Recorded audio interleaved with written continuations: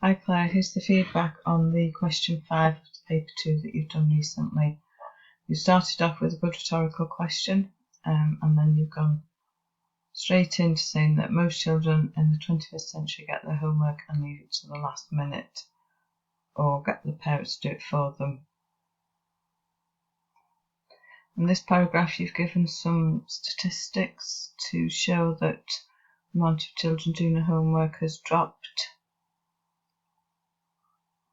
And again, facts to show that in the early 60s children came home and did the homework straight away, whereas nowadays they go and play and watch TV and whatever.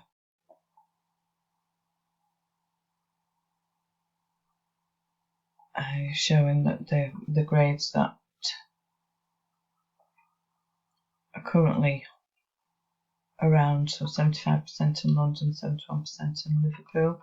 You've given some quotes here from Expert Opinions, Manchester University professor, and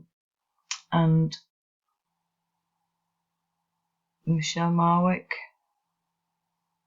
showing that homework and education not really worthwhile. A rhetorical question, some evidence from America.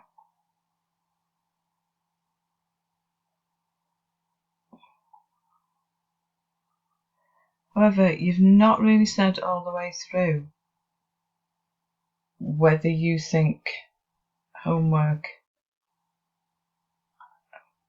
is valued or not, which was what you were asked to do. It says homework has no value. Some students get it done for them, some don't do it at all. Students should be relaxed in their free time.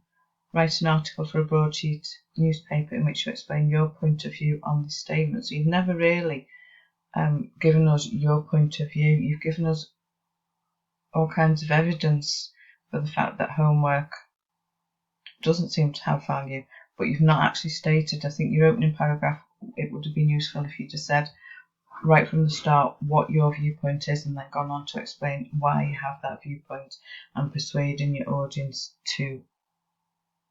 for the reasons why you've got that viewpoint.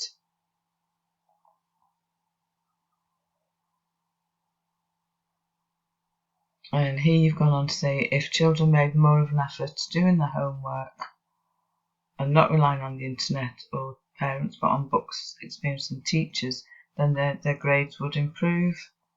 So again, you've given us lots of reasons why it's not valid, but then you said if they did it properly then it is valid. So it's a little bit confusing really. And then this last bit here isn't really relevant to the question because you've gone on about how hard or how different the English and Maths GCSE are from when you were at school, and also that it's not recognised after 5 years, so that's not relevant.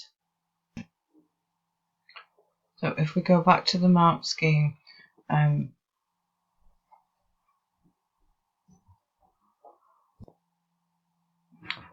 increasing variety of linked and relevant ideas, where your ideas do link together, and then some use of paragraphs and some use of discourse mark as well. Your paragraph thing could be a little bit clearer, and you've not really used any discourse markers, which are words such as on the other hand and for example, firstly, secondly, thirdly. I think so for those reasons it's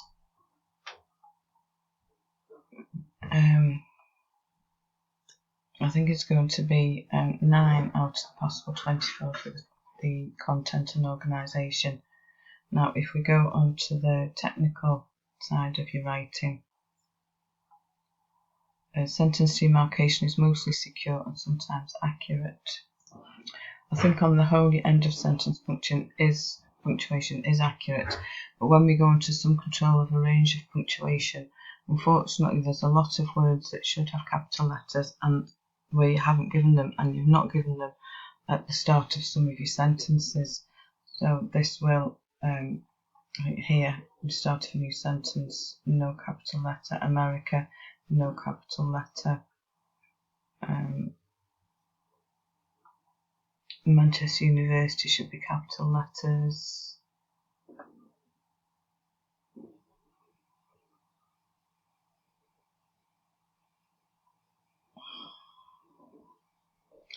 We've got London, and then Liverpool, no capital letters. So that is quite an important point. You do need to make sure your capital letters are being used properly, and commas before your quotes. So here we need a comma in between the verb says and the actual quote. And again here, Michelle Marwick says, comma. So we perhaps need to brush up on those again. We have already covered them. Unfortunately, the main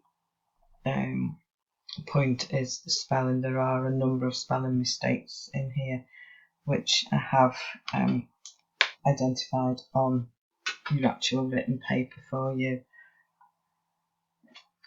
So I think for the technical side of your writing, it's 6 out of the possible 16 marks, which gives you an overall score of 15 out of 40 for this question 5, which is not a bad score when you think that we've still got 5 months to work towards your exam. So keep up the good work, keep attending, make sure you're doing your homework and handing it in for marking, and there's no reason why you shouldn't be able to get the equivalent of your C grade in your end of year exam.